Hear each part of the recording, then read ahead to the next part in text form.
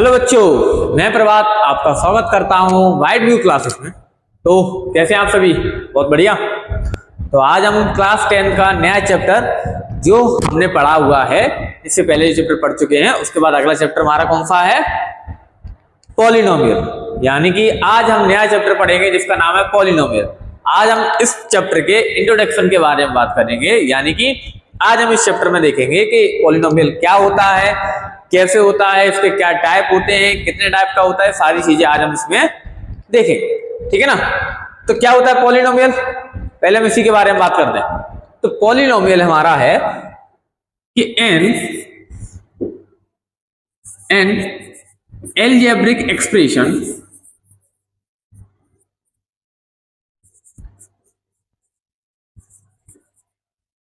expression in form fx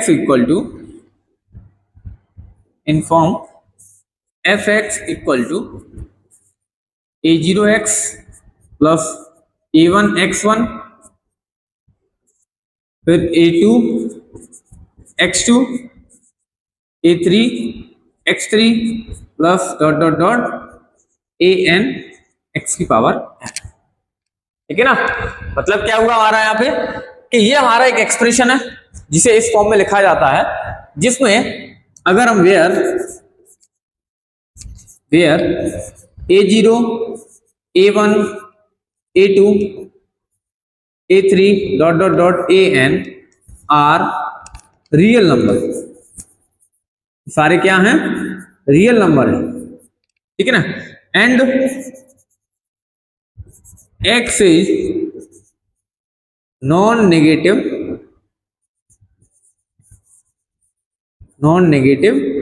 integer,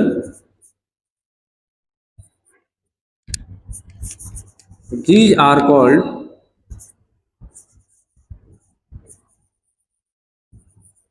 polynomial.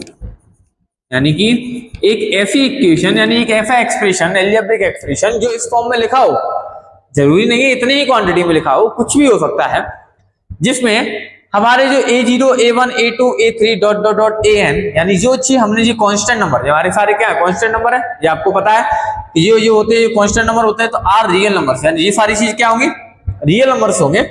And x is non negative integers, और x जो है वो non negative integer होगा, तो दीज आर कॉल्ड पॉलिनोमियल, यानी उसे हम पॉलिनोमियल कहते हैं।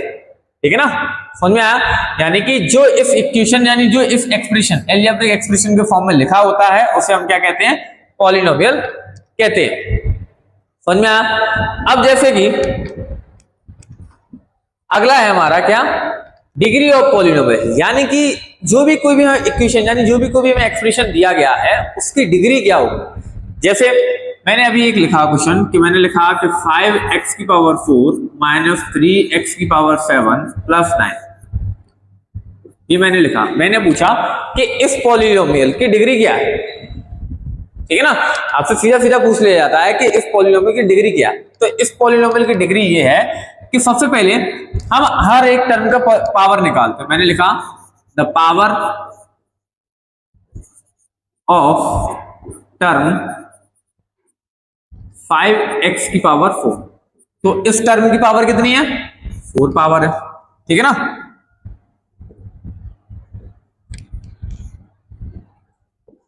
फिर मैंने लिखा the power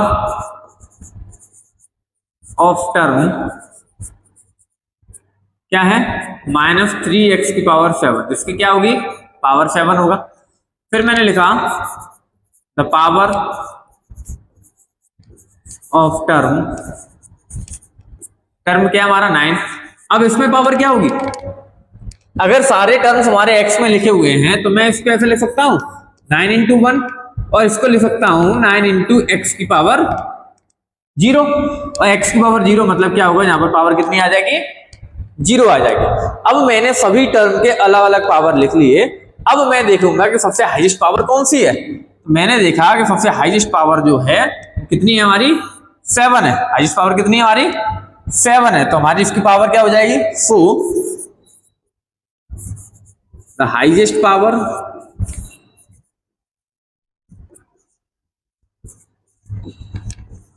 the highest power is 7, then the degree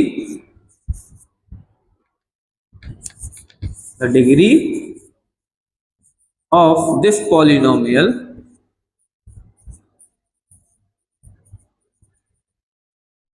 is 7। आया ना समझ में? हमें क्या करना है, जो भी हमें एक्सप्रेशन दिया जाए, जो भी हमें इक्वेशन दिए जाए, जो भी हमें पॉलिनोमियल दिया जाए, हमें उसमें देखना है कि सबसे हाईएस्ट पावर कौन सी है। जो हाईएस्ट पावर हमारी होगी वही हमारी उस डिग्री यानी उस पॉलिनोमियल की डिग्री कही जाएगी। आए ना समझ में? क्या करना है, सबसे पहले हमें देखना है कि सबसे हाईएस्ट पावर कौन सी है। सबसे ज्यादा हाईएस्ट पावर जो होगी वही हमारी उस पॉलिनोमियल की क्या होगी, डिग्री होगी। ठीक है ना। आगे देखते हैं।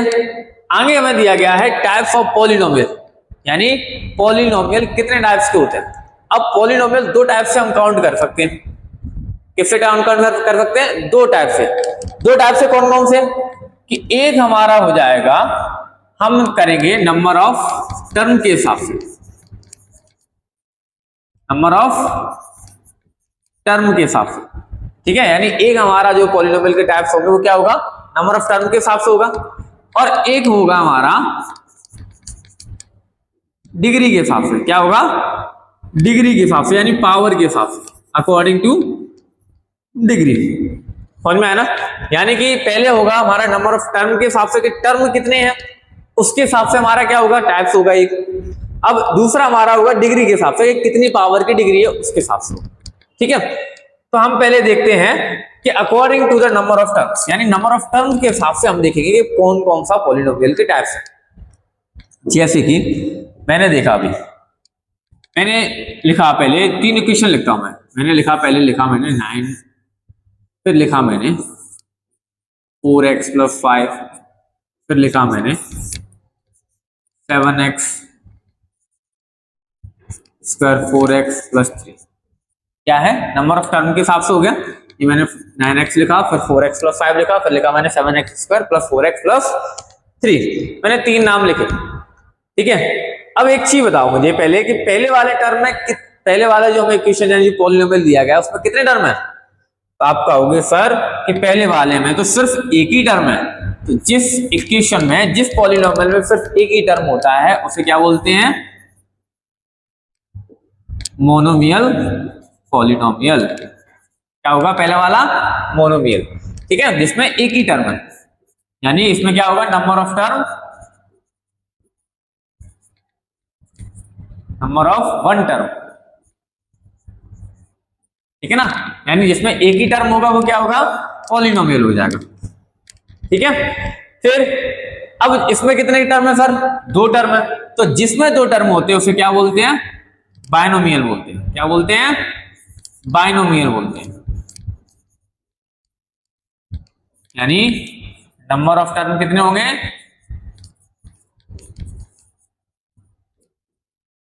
दो टर्म हो गए। ठीक है, अब जिसमें तीन टर्म होते हैं उसे क्या बोलते हैं, ट्राइनोमियल बोलते हैं। क्या होगा कि नंबर ऑफ टर्म कितने होंगे हमारे, तीन होंगे, वो क्या होगा हमारा, ट्राइनोमियल होगा। समझ में आया? यानी कि जिस पॉलिनोमियल में एक टर्म होगा उसे क्या बोलेंगे, मोनोमियल बोलते हैं। जिसमें दो टर्म होंगे उसे क्या बोलेंगे, बाइनोमियल बोलते हैं। और जिसमें तीन टर्म होंगे उसमें क्या बोलेंगे, ट्राइनोमियल बोलेंगे। आगे भी और टर्म होते हैं, लेकिन हमने यहां तक तीन टर्म तक ही हमारा काम होता है और हमें उतने से ही काम है। ठीक है ना। अगला हमारा क्या है कि अगला हम देखेंगे according to the degree, degree के हिसाब से देखेंगे कि डिग्री के हिसाब से हमारा कौन सा पॉलिनोमियल है और कौन सा नहीं है, यानी कौन से नंबर का पॉलिनोमियल है वो हम देखेंगे। तो हमने पहले देखा कि पहला हमारा है 0 डिग्री पॉलिनोमियल।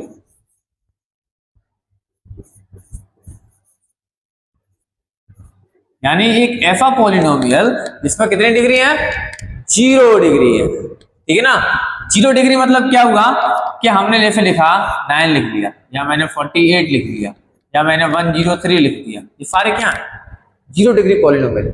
आपको सर कैसे, इसमें तो पावर ही नहीं है, तो 0 डिग्री कैसे हो गया। तो एक चीज समझो, हम पॉलिनोमियल तब मानते हैं जब उसमें कोई भी अल्फाबेट उसके साथ। क्या इनमें कोई अल्फाबेट साथ है? नहीं है। तो अगर मैं 9 को लिख दूं, मैं 9 को इस तरीके से लिख सकता हूं कि 9 मल्टीप्लाई 1 लिख सकता हूं, या मैं इसको ऐसे लिख सकता हूं कि 9 मल्टीप्लाई एक्स की पावर 0, यानी क्या हो जाएगा 9x की पावर 0। इसको लिख सकता हूं मैं 48 मल्टीप्लाई 1, यानी कि मैं लिख सकता हूं 48 मल्टीप्लाई y की पावर 0, यानी 48y0। इसे लिख सकता हूं मैं कि 103 मल्टीप्लाई 1, यानी 103 मल्टीप्लाई a की पावर 0, यानी 103a0। हुआ ना? अल्फाबेट हम कोई भी लगा सकते हैं, वो हमारे मन के ऊपर है हमें कौन सा अल्फाबेट यूज करना। लेकिन जब यहां पर मैंने अल्फाबेट लगाया तो पावर कितनी आ रही है? 0 आ रही है।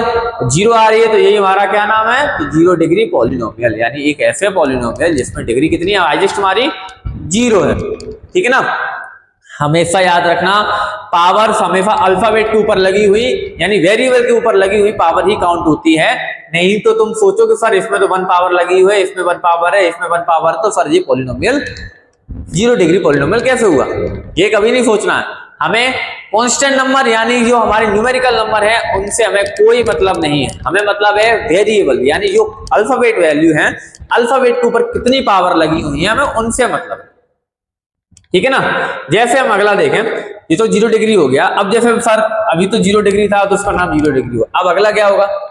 तो मैंने कहा अगला होगा हमारे पास लीनियर इक्वेशन, यानी लीनियर पॉलिनोमियल।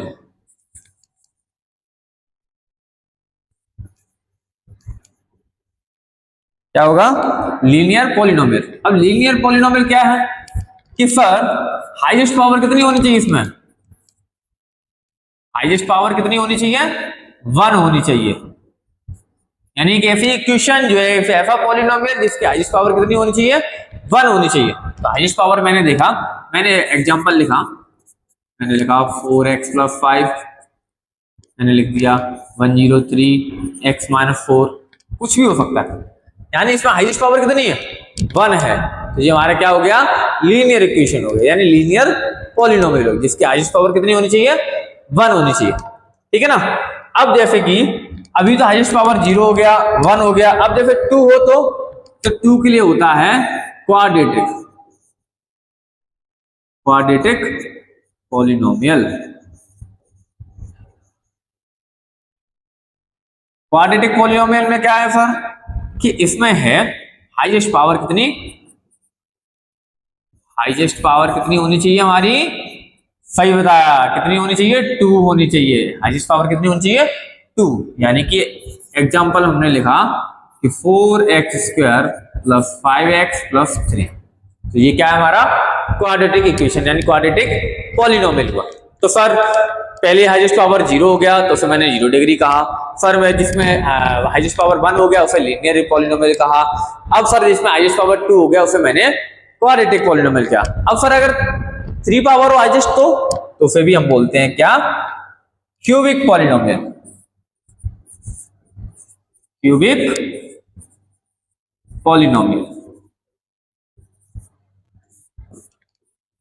अब क्यूबिक पॉलिनोमियल में सर हाईएस्ट पावर कितनी होती है? तो इसमें होती है हमारी हाईएस्ट पावर 3। कितनी होती है? 3 होती है।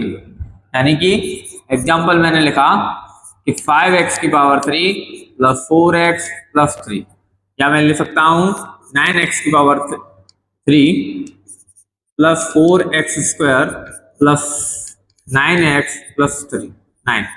ये क्या हो गया हमारा? क्यूबिक पॉलिनोमियल हो गया। यानी कि समझ में आया?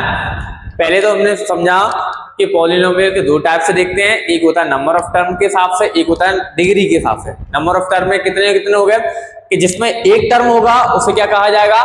मोनोमियल कहा जाएगा। जिसमें 2 टर्म होंगे उसे क्या कहा जाएगा? बायनोमियल कहा जाएगा। और जिसमें 3 टर्म होंगे उसमें क्या कहा जाएगा? ट्राइनोमियल कहा जाएगा। ठीक है ना? फिर हमने देखा कि अब पॉलिनोमियल किसके हिसाब से हो गए? डिग्री के हिसाब से हो गए कि डिग्री जितनी जितनी हाईएस्ट पावर हमारी होगी उसे उतने नाम से कहा जाएगा। तो पहले हमने देखा कि पहला हमारा जो था कि सर जिस पॉलिनोमियल में 0 डिग्री होगी उसे क्या कहेंगे, 0 डिग्री पॉलिनोमियल कहा जाएगा।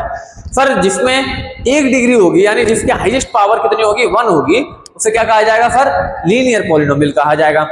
अब सर जिसमें 2 हाईएस्ट पावर होगी उसे क्या कहा जाएगा सर, उसे क्वाड्रेटिक पॉलिनोमियल कहा जाएगा। और जिसमें 3 पावर होगी, हाईएस्ट पावर 3 होगी, उसे क्या कहा जाएगा, क्यूबिक पॉलिनोमियल कहा जाएगा। ठीक है ना। इसके आगे भी पावर होती हैं लेकिन हमें उनसे काम नहीं है, हमें जहां तक काम है उधर ही देखते हैं और इधर तक ही हम लोगों ने इनके नाम रखे हुए हैं। ठीक है ना, कोई दिक्कत नहीं है ना। तो आज के लिए इतने रखते हैं, आज की इंट्रोडक्शन क्लास में इतने रखते हैं। अब अगली क्लास में हम आपके लिए इसके आगे का लेकर आएंगे।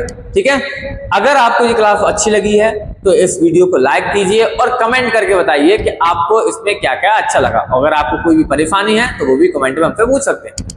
ओके, मिलते हैं अगली क्लास में अच्छी क्वेश्चनों के साथ। Okay, good bye.